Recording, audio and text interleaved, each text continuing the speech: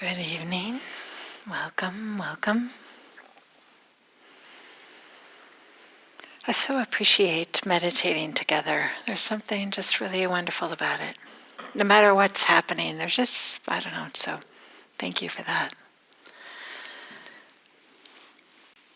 So I had the great good fortune these past few days, last week, to be doing some hiking in southern Utah. And it was just so beautiful. It was just so wonderful. And there's a number of reasons why I thought it was wonderful, but part of it is just being away, being away from being on screens, being out hiking or some of my usual responsibilities, but also just to be outside with trees and rocks and nature, quote unquote. And I noticed, though, even though there was like so much appreciation and I don't know, just so much happiness about just being outside and walking, so simple, just walking. But I noticed that I felt a little bit more of this ease when I was on those trails when there was less people. It seemed like when there was a lot of people and then crowded on the trails and stuff like that, I was so happy to be outside, happy to be doing that. But when I was on a trail where there weren't so many people, there was another little set of, certain set of ease. Maybe a little bit easier to tune into maybe some of the beauty or the quiet, the simplicity. This sense of maybe to this naturalness too. For me, there was maybe when there weren't so many people, or I'm just right now thinking about it, maybe there was a certain amount of ease that could arise. I tend to be more of an introvert. Maybe some of you that are extroverts are like, that doesn't sound fun. That's okay too, right? We don't all have to be exactly the same. But maybe there's this way that being like outside in a way that feels easeful is similar to being inside when there's a big storm going on, rain or hail and wind or something like that, and you're inside feeling cozy. Maybe there's a fire in the fireplace or hot chocolate or something like this, a feeling of coziness. Or maybe there's this feeling that when you're in at a setting, which there's a lot of people, a conference or maybe a big party or wedding or something like this, and maybe it feels like sometimes it's really loud. You feel like, oh, wow, this is a lot. And then you step outside. Maybe you just feel like you just need a little bit of quiet before you go back inside or something. So I'm pointing to this idea of separating ourselves sometimes. It doesn't have to be all the time, but removing ourselves, separating ourselves from whatever is happening. Even we might say that this is part of what retreat practice is about, is to kind of separate yourself, and that's part of the power and the potency of retreat practice, is that we're away from the usual distractions. There's no electronic devices on retreats, and there's so few decisions to be made and things to take care of. But when I was I've done a lot of retreat practice, and when I was on retreats, I was also trying to figure out where can I be away from all these people. So it's kind of funny. It's just something that I would do. And what I'm just remembering, a friend of mine, unbeknownst to me, also had this same idea, kind of I want to be a little bit more isolated, a little bit more quiet place. And I would think okay, well, after lunch, I'm going to go in the meditation hall because nobody else is in the meditation hall after lunch. That's usually a time when people are doing other things, resting or helping take care of the dishes or whatever it might be. And I thought it was funny that a good friend of mine, I would find there also, oh, you're here. And then I think, oh, well, maybe I'll do walking meditation over here. Nobody goes over there. And then I'd be over there, oh, there's my friend, So just this recognition that some of us just have this tendency. Not everybody has that. I'm just sharing some of my own experiences. But I'd also like to say that the Buddha talked about this, or he pointed to this idea of, sometimes, not all the time, sometimes to be a little bit more separate, to be a little bit more isolated from what's happening.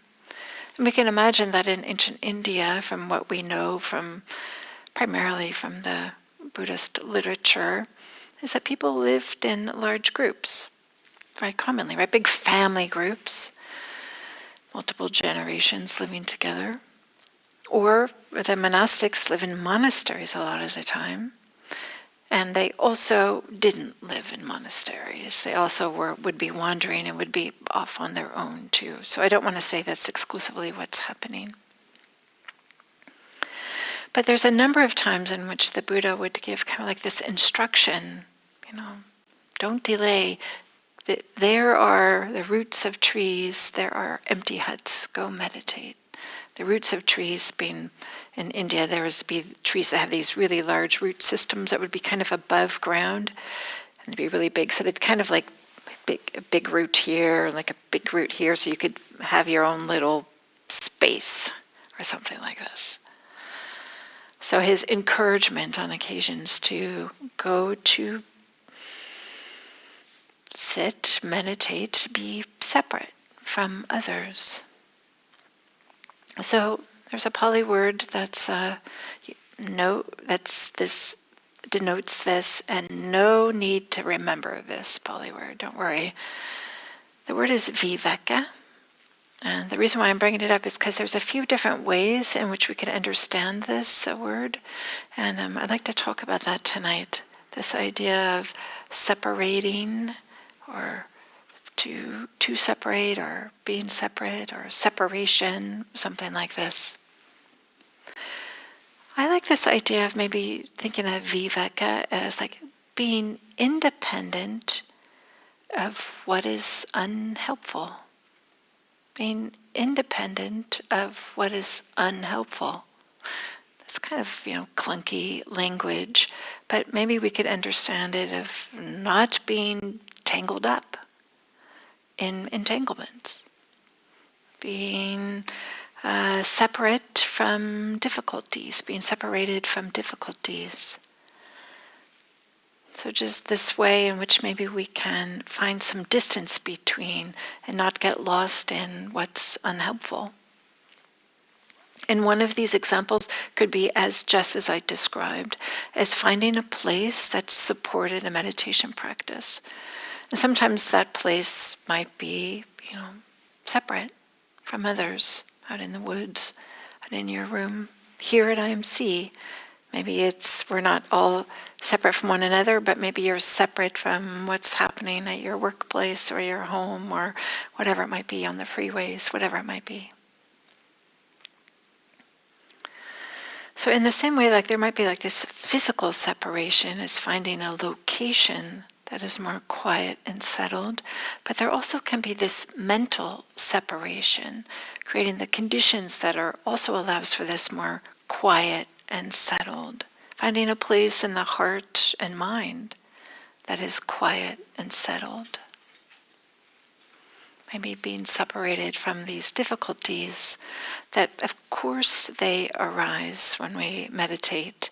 When we sit down, it's not always unicorns and rainbows. You don't need me to tell you that. So, classically, there's this, or traditionally, this idea of being separated from mental difficulties points to the hindrances. These are this 5 obstructions, difficulties, things that are getting in the way of being even more settled, of being even more, having some calmness. These hindrances, these group of 5, are said to be the doorway, the gateway to samadhi. Samadhi, we can understand as the sense of collectedness with a sense of well-being, the sense of being unscattered, undistracted, and with a sense of well-being. Like, oh yeah, it's just being here. So I'll just say a few words about these hindrances. For me, when I first learned about them, I was like so happy. It made me so happy because it felt like such a relief that thousands of years ago, somebody was talking about the difficulties I was having in meditation. This meant like, oh, this is just a human thing. This is just what happens when humans try to sit down and meditate. It doesn't mean that any of us are failures. It doesn't mean anything about us as meditators. It just means that we're meditating. So there's this way, with a really broad brush, we could say the hindrances are these, we might say, energy states or forces in the mind. There's this typical list of 5. The first 2 relate to what I like to say kind of like pushing or pulling. And this can be show up in so many different ways, but there's this kind of like pushing, like, get away from me. I don't want this. Get away. Aversion. Maybe there's some little bit of hostility in there too, a little bit of ill will, like just get away. Or there can be this pulling, I want more. I want more, give me more. I need more of this experience and more of some experience that I'm thinking about. So this is, we could say, is desire. So this pushing and pulling. And sometimes when we meditate, you can see sometimes people lean forward a little bit if they really are in their meditation practice and they really are wanting something. This can be, kind of shows up in our body as well as what the mind is happening. I haven't seen aversion show up as much as people pulling back, but there can be the sense of like, oh, ew, I don't want that. Like that's kind of the feeling. So those are 2 of the hindrances, pushing and pulling. We could say aversion and desire also. There's also 2 more hindrances that are related to the sense of a settledness or energy. So one is this feeling of not enough energy. This feeling, right? Kind of like this falling asleep isn't obvious when you feel like you're going to fall asleep. This is not so uncommon in meditation practice. And then the other one is like, oh my gosh, if I have to sit here any longer, I'm just going to go crazy. There's this sense of, I just want to jump off of my seat and do anything. Go organize the sock drawer, something like this that feels like it's more important or more urgent. So there's these 2, that low energy and high energy. Low energy is given the expression sloth and torpor, and high energy is given the expression restlessness and worry. And I've given a whole series of Dharma talks on these. I'm just doing a broad brush right now. I know I say this often when I'm giving Dharma, so like, oh, I should give a whole series on these. And I often don't do that, even though I have that idea. But I think maybe I will. I'll spend a little time. These are good things to really explore. So that's 4. And then the 5th one is this sense of vacillation, like I don't know, maybe I should do this. Well, I don't know, maybe I should do this over here. Well, wait, maybe I'm not sure. This kind of like this indecisiveness, this vacillation, this hesitation, not really engaged, and sometimes that shows up as like, okay, I'm going to be mindful of the breath. Oh, but my knee hurts. Okay, I'll be mindful of the knee. Oh, I really don't like this in the knee. Okay, I'll do loving kindness practice. Oh, but this is hard. Okay, well, maybe I'll do visualization practice. So, or just you spend your whole meditation practice going from bing, bing, bing, just jumping from practice to practice. That is this vacillation, this hesitation to really just settle in, is often called doubt. And there's a lot that can be said about doubt. I think I gave a talk not too long ago about it. So there's this way in which these hindrances, these 5, desire, ill will, sloth and torpor, restlessness and worry, and doubt. They are operating whether we are aware of them or not. But it's maybe helpful to think of them as a spectra. It's not binary. Either you have them or you don't. They're just can be really subtle. And sometimes our meditation practice, as the mind does start to settle down, we start to see, oh yeah, there's a little bit of restlessness that was subtle that we hadn't noticed before. Or maybe there's this desire that we hadn't really noticed before. And so part of meditation practice is just to see all these, the obvious versions and the not obvious versions of these hindrances. We don't have to take them personally. It just means that we're humans sitting down to meditate. But they don't happen only in the meditation, they happen in all of our lives. So these are obstructions that happen in all these different ways. And so then this idea of separation and Viveka as being a doorway into samadhi, settledness with a sense of well-being, is that as they start to soften these hindrances, these 5 universal qualities, everybody has them to some extent. Unless you're completely awakened, I don't know what a completely awakened person has. I'm maybe imagining they don't have these. As this separation, this seclusion happens, then there's this way in, it can be just this sense of maybe ease and contentment, just a real sense of, a deep sense of, that kind of a feeling. So separation from these hindrances is of what we might call a different type of viveka. This mental viveka, mental separation, separating from these hindrances. But there's this also a way in which viveka, or even this word separation, we could say is like to separate or separate. There's this way, like separate is this recognition, oh, there's can be more than one, like there can be put things in this pile and put things in that pile. We can separate, it's not just one thing. And in this case, what's being pointed to is, can we separate, can we distinguish, can we discern what is helpful from what is not so helpful? I talked about this Viveka as being like this independence from what is unhelpful.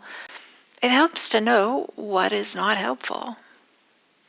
And this we learn, right, with practice. Sometimes it's obvious and sometimes it's not so obvious.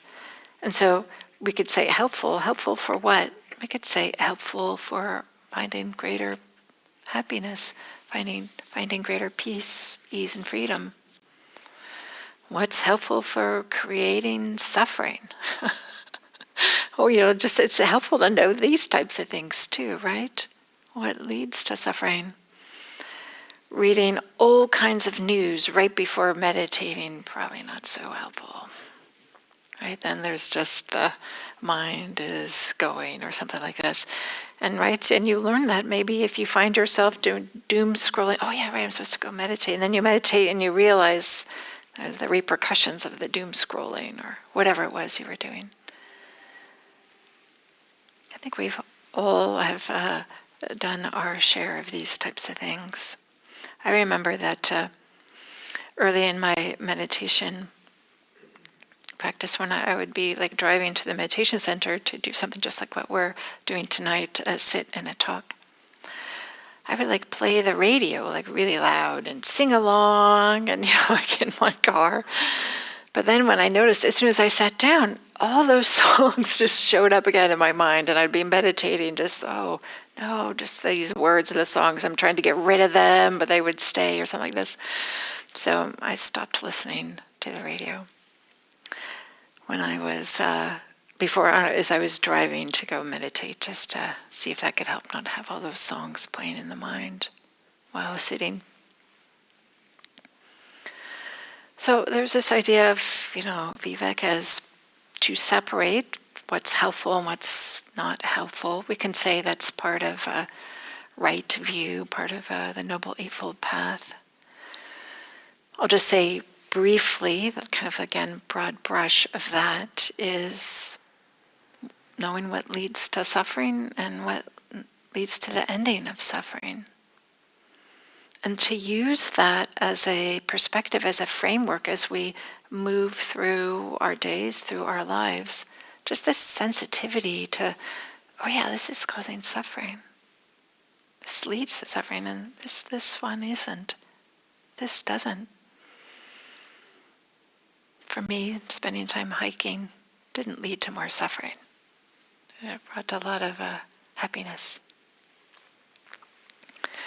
So there's this idea of discernment, but there's also something else that this separation or distinguishing or something like this that the Buddha talks about, and that is to notice the contents of the mind, what is present in the mind and what is absent in the mind. Some of you might be familiar with this. It's the third foundation in the Satipatthana Sutta. If you don't know what that means, perfectly fine. It's just this pointing to how there's these unwholesome roots, we might say, some of these foundational, like really, I like this word roots, often unseen and underneath, but they're like allowing all kinds of stuff to sprout up. Greed, hatred, and delusion are the classic traditional roots. Greed, hatred, and delusion. You'll notice that I talked about the hindrances. Like for that desire is an expression that we could say the root is a desire and it shows up as a hindrance greed is the root and it shows up as a hindrance of desire. We could also say that there's this hatred and maybe shows up as a hindrance of ill will. But it could also be anger. It can also be disdain for others. It can also be a certain amount of arrogance. So there's these roots that give sprout to all kinds of things that turn out to not be so helpful. And then delusion, we can say, there's a number of ways we can talk about this, but delusion is sometimes just being disconnected from whatever's happening.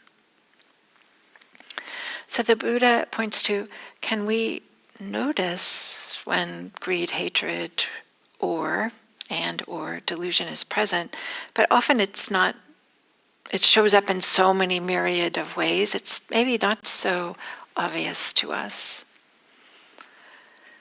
So there is this way in which can we get to know when it's greed is present, hatred is present. These are strong words. Delusion, these are strong words. Nobody wants to say, oh yeah, I had a lot of greed today. I had a lot of hate today. Like nobody wants to say this. I was deluded for some time today. But there's this way, if we can recognize the way these three different roots show up in our lives, the experience of them, this can be transformative. Because this is part of the key of finding more peace, finding more freedom, finding more ease, is getting to understand, like, what is it that isn't peaceful? What's that experience like? For example, what is the experience of like really wanting something? Like really, really wanting something. And this can be a fantastic practice in your daily life, on the cushion. Just recognize, oh, I really want my coworker to do something or not do something. And I know sometimes I would find myself, please let XYZ happen, not rain tomorrow, or, whatever it might be. Please don't let it rain tomorrow. Please don't let it rain tomorrow. There's this sense of, really wanting something. But it can be fantastic to just notice, what is that experience like? How does it feel? In the body? Could be this little bit of leaning forward, but there's also this tightness. And there's this, oh, I really wanted this to happen. There can also be a certain amount of energy associated with it. The mind, it can be like maybe repeating, please make this happen. Maybe we don't have a clear understanding of who we're asking or saying this, but there's just this sense, I really want this. Please let it happen. It's uncomfortable. It's uncomfortable. These expressions of greed, hatred, or delusion, it's uncomfortable to experience them. In some ways, there might feel nice that there's energy associated with them, but in the big picture, it turns out to be agitating, really agitating. And it's uncomfortable to recognize that we have these within us, because what happens is it's a kind of like a delicate experience maybe, to say, oh yeah, okay, there's a lot of hatred, aversion, ill will. And then often what happens, the next beat, and I'm a bad person because I have that. This is often what's happening. So it can be really helpful to discern, differentiate, separate discernment from judgment. Can we make this distinction between these two? Discernment is helpful. It is this clearer, cleaner way in which we're saying, oh yeah, this is not so helpful. This is helpful. If we want to clean dirty dishes, it's helpful to use soap rather than just adding more grease to the dishwater, right? This is something that's obvious. There's not a lot of judgment about it, like, oh yeah, I grabbed the wrong thing and didn't add soap to it. Okay. But when we see something in ourselves, can we just have the same type of discernment? Oh yeah, this is maybe a cleaner way. Clean using dish soap. I don't know. Sorry, this is discernment is like just this clean way of noticing this is helpful. And this way it leaves this room for this greater perspective, for this maybe seeing the big picture, and we can start to see, oh, yeah, okay, I could see how that's not helpful. And it just feels kind of clean. Or I can see how I thought maybe it would be helpful, but now it's not. In contrast to judgment, which is this quick, reactive, and kind of this closed way, and it has this value-laden quality to it, and it's often associated with the inner critic, this inner critic that shows up and might say something like, well, why did I even bother trying to do something? I can't do something new. I can't even meditate. I don't even know why I'm trying. Or I can't change the way my life is going. I'm useless. I can't do it. This means that because I'm having these hindrances or whatever experience, this means that I'm just lazy, or I don't know, these things that we say about ourselves.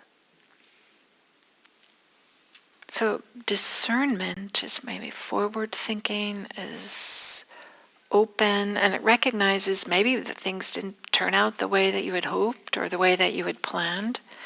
But then discernment considers, maybe there's some alternatives here. So there's like a way forward. Whereas judgment is like, this is bad, I'm bad. And then it's kind of closed loop of just these stories that just perpetuate it. It's this way that we kind of like gets bogged down and mean and nasty. The things that we say to ourselves can be really awful sometimes. Or this judgment can also be towards other people, but that inner critic sometimes, the judgment of other people, often we notice that, but the inner critic often is under the radar because it feels so familiar. It feels like, oh yes, And then there's a sense of shame. We hope nobody knows this about us. It's just really toxic and painful. So part of this Viveka, this separation, is for us to maybe not get bogged down in the inner critic, but maybe to separate, to be able to notice, oh yeah, the inner critic is here. It's telling me that I'm a terrible person. It's reminding me of all the things that I've done wrong. It's discouraging me from trying anything new or trying to expand my capabilities in any particular way. So I'll just say here's something to do if you find yourself bogged down, lost in, weighed down with this inner critic. If you have this feeling of this is really strong or present and is pushing you around, you can just ask yourself, how am I feeling right now? That's it, that's all you have to do. How am I feeling right now? I feel awful. Okay. How does awful feel? How am I feeling right now? This awfulness, I feel stuck. I feel like it's heavy. I feel like nothing's ever going to turn out. I feel terrible. But then you can say, well, how does that feel? Like, how are you feeling right now? Is a way it starts to feel, maybe it turns your attention towards the uncomfortableness of the situation. But then it also is a way in which it brings mindfulness in. How am I right now? I'm feeling confused, not sure what to do.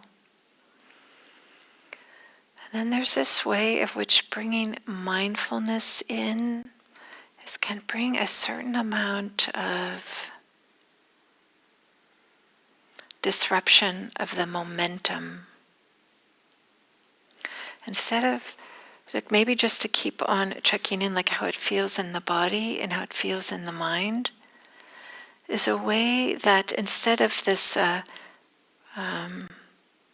inner critic running the show, if we can kind of say, yes, but how am I right now?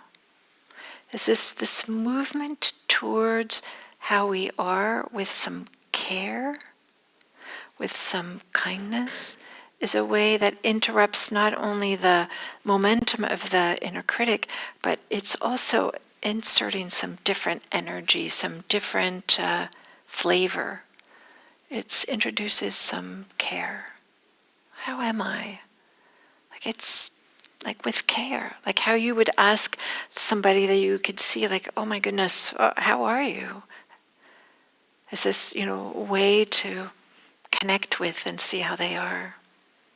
So when you find that this inner critic is up and running, a way that we can just tune into the experience, not with care, maybe I should say this, with warmth and care, as best you can. As best you can. Because often what will happen is kind of the aversion will have a certain momentum and it'll start how the fuck are...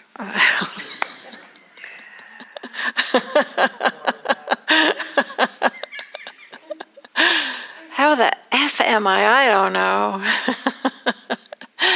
Right? Where it could have this, this aversion will kind of follow us into that.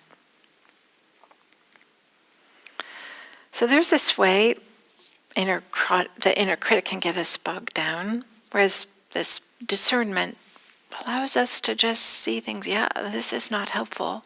And maybe it helps us to see here are things that can be done. These are issues to be looked at or situations to be managed or something like this. So discernment has this movement forward, whereas this judgment, in particular this inner critic, has this sense of being stuck. And so part of this separation is to be able to distinguish discernment from judgment, and then can we separate ourselves from the judgment and allow that discernment to still be there between what's helpful and what's not helpful. And I mean, we do this all the time often, right, with judgment and discernment, that we're kind of flitting back and forth without even recognizing that we're doing that. But it can be helpful to notice and to tune into, okay, what is this? Is there a way that I can separate what's helpful from what's not helpful here? So this Viveka with the mind, I talked about knowing the contents of the mind, and also in terms of what's present, but also what's absent. This turns out also to be not kind of tricky, like to notice what's not there. We often dwell on difficulties or dwell on things that are uncomfortable, and we overlook some of the beneficial, pleasant states of the mind that are there also. Might be there just a small amount, but they are just often ignored or dismissed. But when some of these difficulties start to diminish, when we start to become maybe a little more separate from them, we can start to really notice and feel some of these beautiful states of mind. Here's a very short poem from Analayo. Some of you might know Analayo, Bhikkhu Analayo. He's premier, I would say, maybe the foremost academic who kind of like studies this tradition, and he's also premier, meditator, and he's written books and books and books, both on the academic side as well as how to practice. So Bhikkhu Analayo, and here's a very short poem. Such joy it can be when the mind is free, even if only temporarily. Such joy it can be when the mind is free, even if only temporarily. I kind of love this. It's kind of this whimsical, fun, playful way to think about it. But just he's pointing to the power of what it can be like when we notice some of the absence of some of our difficulties. If there was a strong sense of really wanting something, and just kind of like seeing, oh yeah, that faded away. I didn't satisfy, or maybe you did, and then the wanting went away. But this sense of noticing when some difficulties are not there can be really helpful and supportive. So this idea of Viveka, this separation, to separate, is both like separate ourselves physically, move ourselves into a place that supports some ease and settledness, and also mentally, to separate ourselves, often what's called the hindrances. And then this whole idea of just to even be able to recognize that things can be separated and maybe put into helpful and unhelpful, as well as to notice, well, what is going on in the mind? What is present and what's not present? What's helpful, what's not helpful? And then I made this clunky little expression of being independent of what is unhelpful. I kind of like this idea of independence. It's a way of feeling like, okay, doesn't mean I don't know what's unhelpful, and I can interact with it and maybe be with it, but I'm independent of it. I can separate myself if need be. So thank you, and I think I'll open it up for some questions or comments. Thank you.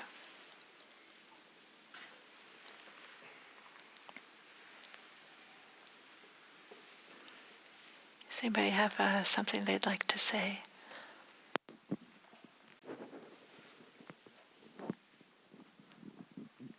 Is sloth and torpor different from feeling sleepy while I'm meditating? So there's two different ways we can define feeling sleepy. One is feeling sleepy due to a lack of sleep.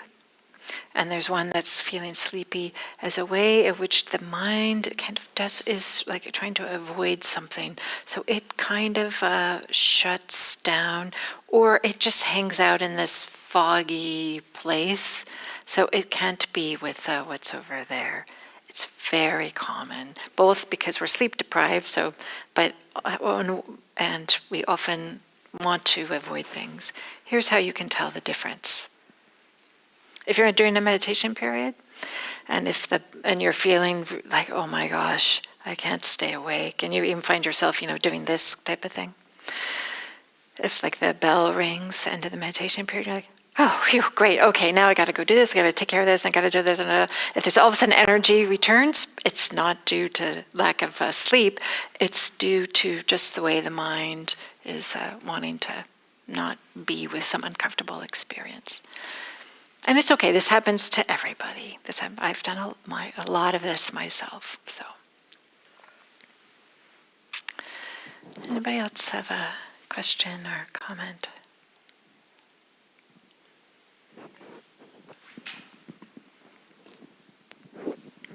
Thank you. When you were talking about Viveka initially, after your hike in Utah, it sounded more like it was related to taking refuge. Oh, very nice. And and then when you were talking about it further and it became more about discernment, it seemed somewhat different. But is there a relationship between Viveka and taking refuge? Are they like the opposites of one another, or in furtherance of taking refuge? I'm just not sure how to. Yeah. Thank you, Nancy, for this. This is a nice idea. So one way, that I kind of think about it is sometimes, taking refuge in the Buddha, Dharma, Sangha. But we also use this word refuge. We kind of create wildlife refuges, right? Where wildlife, we separate them from other things out there that are going to eat them, or poachers, or whatever's going to happen, and we put them in an enclosure of some kind or something like this. So in the same way, I would say they're related. This way of separating and orienting towards what's helpful.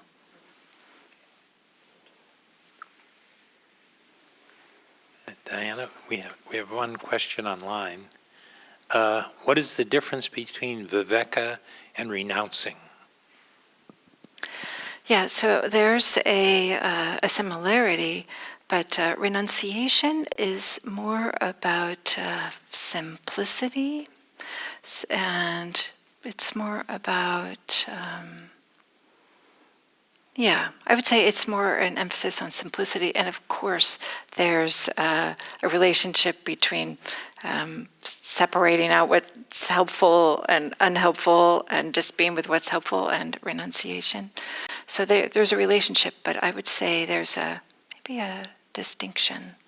Maybe renunciation goes up maybe a step further. It's more like maybe letting go of what's unhelpful, whereas I'm just pointing to recognizing that you can make a difference, or distinction or discernment, and to do so.